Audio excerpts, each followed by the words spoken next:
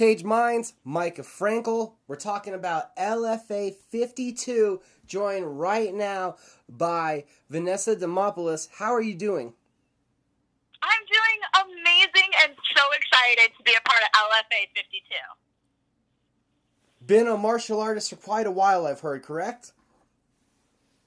About 9 years now I've been a martial artist and been loving every day of it. That's right. Okay, so how did this journey begin? Well, growing up, I always wanted to do karate and just kind of be involved in martial arts. It was something I always thought was really cool and never really had the opportunity to do so. But just always loved sports. Sports is like the only thing I could keep my mind focused on because I'm like bouncing all over the place in life. But when you grow up and become an adult, they say you can do whatever you want to do. So I chose to be a fighter. So what kind of sport had your attention when you were younger? Mainly football and skateboarding growing up. I played football for middle school, and I was definitely the only girl on the team. And, I know it's a lot more common now for girls to kind of play, but back then girls weren't doing that kind of thing. So it was really, really awesome being a part of that. And not to mention growing up in Ohio, I know football, it's a pretty big deal there. Oh, yeah. We got, the Ohio State over here, OHIO. The Buckeyes are kind of pretty consistent with being badasses when it comes to football. So that's right. Football is what it is here in Ohio. And then when you went towards that martial arts realm later in life, what was the first martial art you started with? Well, I started doing kickboxing initially. So I was discovered through pole dancing, and someone was like, if you take that same aggression, mindset, and art form and put that into something like Thai fighting, you'll do great.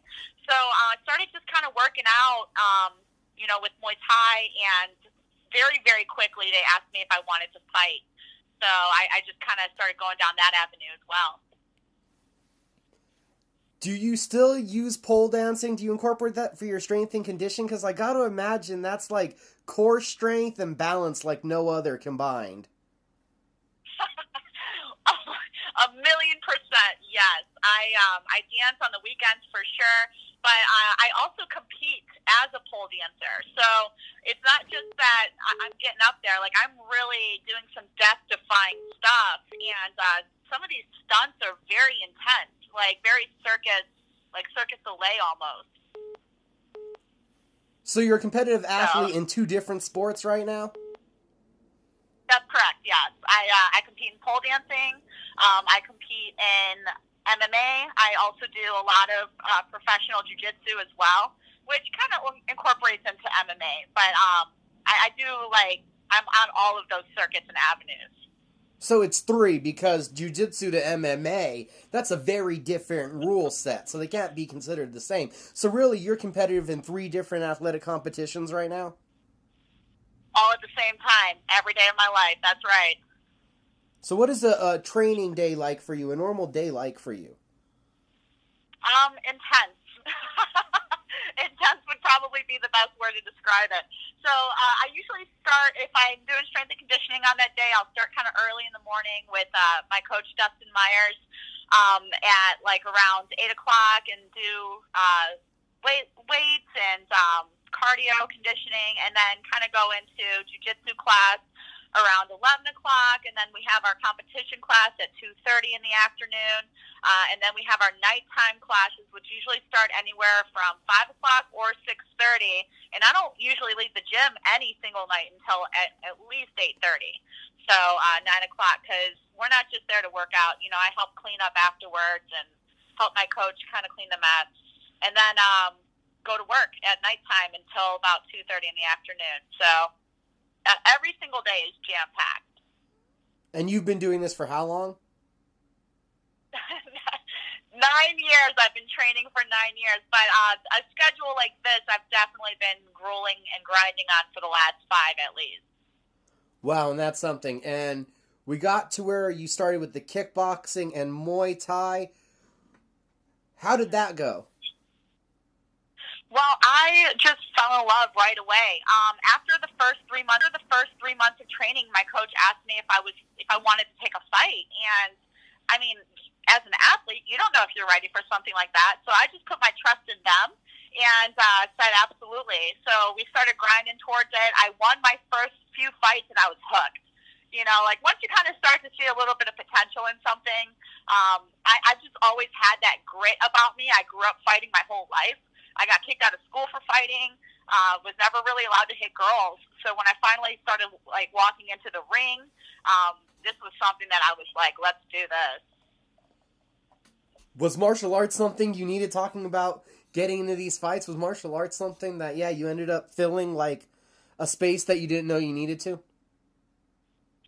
Oh my gosh, that fighting was my whole life. It really saved me as a person. I can't even begin to imagine the direction of which my life would have taken without it, to be completely honest.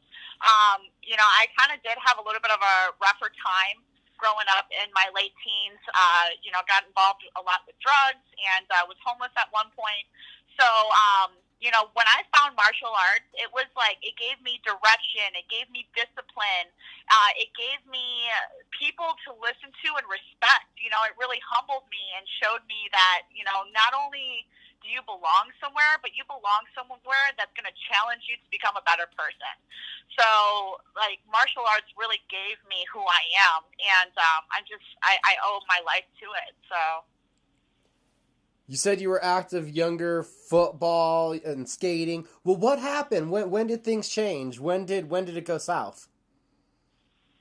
I it's a very blurry line. So, I played football and I was really engaged in athletics at that point. And then it was kind of like mid-high school. I started getting into a lot of fights in school and was just a very angry teen. And you know, I think with skateboarding, just being a skater chick, I was more on the burnout kind of crowd and just didn't really take it the right way. Didn't really have all the right direction, didn't have the right guidance. So, you know, one thing led to another, and next thing you know, I was literally homeless, sleeping in an abandoned house.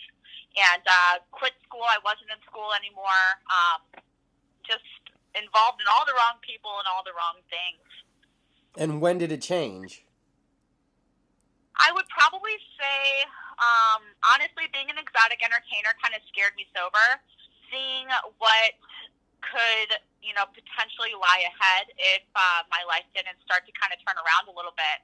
And then, you know, finding my love in pole dancing and my passion for that really helped to kind of guide me into fighting. And then when I found fighting, it was like game over. I mean, I had quit doing everything that I was doing that was wrong and just kind of put my passion into it. And immediately, like, without even knowing what I was doing as a martial artist, I started training 3 times a day because I just basically put all the energy I was putting into the wrong stuff into fighting, which is probably why I advanced so quickly as a martial artist right off the rip.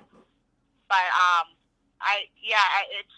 it's just when you look back at something like that, it's really hard to envision how far I've come because I just can't even imagine myself being that person. But that's exactly who I was. I was just a piece of crap human, and it's really sad that I even ended up like that. But I'm so very thankful that I found what I found in art. And did it feel like a pretty sudden change when you found the pole dancing, or was this something that it had to take over your interest? It was pretty. Actually, it was definitely pretty extreme. I wouldn't say that like I changed overnight. You know, I definitely had some resistance. I'm a stubborn human, which is what creates success. But I kind of started to see the things that I was doing that were commonalities with, you know, the people I didn't want to be like 10 and 15 years down the road. So, you know, I saw those traits and I started to kind of slowly want to change them. But I think, you know, wanting to and knowing how to are 2 very, very, very different things. And it wasn't until I found kickboxing and my first coach who kind of showed me and guided me through that where I found a how. to, like wanting. So, I wanted to change, but I didn't know how to. And finding fighting is really what did that for me. But finding dancing is what inspired me to start really changing around a little bit. Is there a conflict between fighting and dancing? One, I mean, they both can have beauty, obviously, in their own ways, but one is a destructive beauty, and the other one is a lot finer. I'm sorry, what were we saying between fighting and dancing? I said, is there a conflict between the fighter and the dancer and you? No, I think that they're almost one and the same. It's just, being a dancer is an art, and it's taken very professionally in my mind. It's something I grew up around. So, my dad was in the industry as well as my mom. So when I started dancing, they taught me how to be a professional. And as a fighter, it's actually more brutal. It's more, what is the word that I'm looking for? More like animalistic, more just like get out there and just like go all out and go ham. Whereas entertainer, I feel a lot more controlled, and a lot more refined as an entertainer. So I think that I'm bringing that refinement into being a fighter and kind of gauging that, animalistic tendencies down to something that's more art formed, which is like they beautifully mesh together for me. They're very integrated with each other. And now, from what I've understood, you have a ton of accolades in jiu-jitsu. When did you find jiu-jitsu? I found jiu-jitsu actually like 5 years ago, and my coach is one of the best jiu-jitsu practitioners in the world, Vitor Oliveira. He just double golded over at the World Masters. So he was ranked number 6 in the world not too long ago, like 2 years ago, and he's just an incredible competitor, a wonderful coach, and I've just been blessed to have started off doing jiu-jitsu under him. And what was it like for you acclimating into the jiu-jitsu world? Frustrating. Coming from kickboxing, which is more of a stand-up art, and then learning how to kind of take that mindset onto the ground, it was very, very frustrating. So, you think that you know what you're doing, and then you get down there and you're just getting owned. And it's like drowning and not knowing how to swim. It's like you have bricks on your feet and you just don't know how to even get to the surface to get air again. And that's what I felt like when I first started grappling. So, but fortunately, I was able to kind of put those puzzle pieces together and learn my way around the mat, just one day at a time. I was going to ask if that was part of that stubbornness again. Learning even though I hated it. Yes, sticking with it, being determined, even though I'm not right now. I'm gonna be good at you. I'm gonna tell you I'm gonna be good at you. I figured that would kind of push you. Yeah, there was a lot to that. It was definitely not something that I was a fan of, and I talk really openly about how much I disliked jiu-jitsu when I first started it. But it was a matter of just not understanding it, and I remembered what it was like starting Muay Thai fighting. I remembered what it was like, beginning any of the athletic accolades that I've done. So I was like, this is just one more thing that I have to overcome in life. Like, I've come so far. I didn't come this far just to come this far. So let's learn this. Let's get good at this. And before I knew it, I was totally in love with jiu-jitsu. And now, hooked? And now you're hooked on the sport, it seems like, competing quite consistently?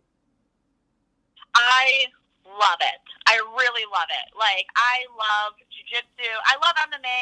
I love kickboxing as well. But, like, jiu-jitsu, I feel like I could fight jiu-jitsu every single week and not have an issue with it. There's been times when I've been injured and I've still gone out there and competed because it's like you have so many tools to work with in that sport that there's literally, like, you have your whole entire body just moving as one function. It's beautiful. It's amazing, and I love jiu-jitsu a lot. Yeah, I'm pretty passionate about it. So we had martial arts beginning 9 years ago, jiu-jitsu about 5 years ago. When did MMA come in? MMA came in around the same time as Jiu-Jitsu did.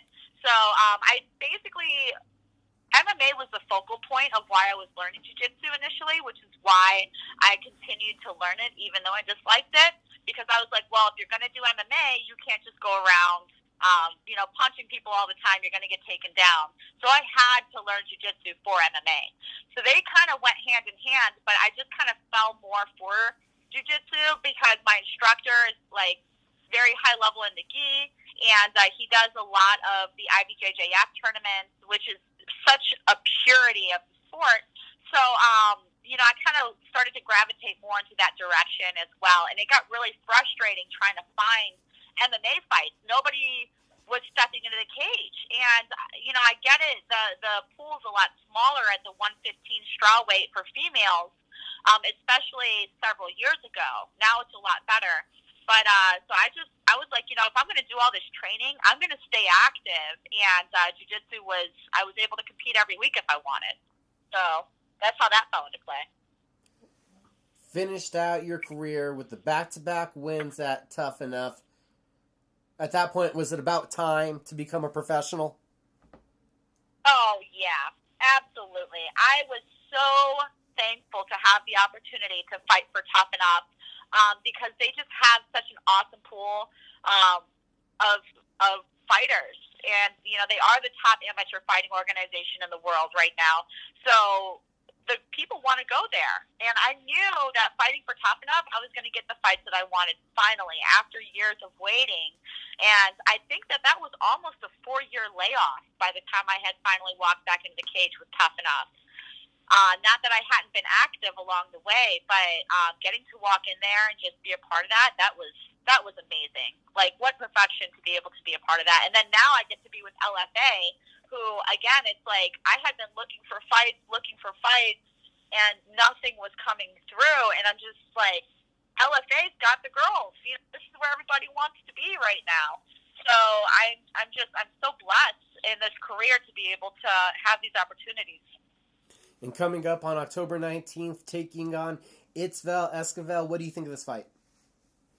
I think that this fight's going to be exciting. I just can't wait for it. I know that, she's also a martial artist and a purist from what I hear.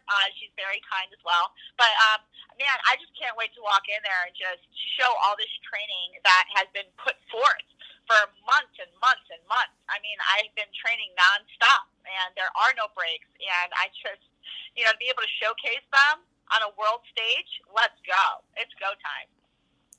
Would you compare the pace that you push in a fight to the energy it sounds like you have? I don't think my energy can ever be matched. And, the pace of the fight is just going to be amazing. I am very controlled, and I think that that's a huge part about being a martial artist is just knowing when and where to kind of find everything at. So I'm just looking forward to getting in there and fighting. What's been the most eye-opening part of being a martial artist?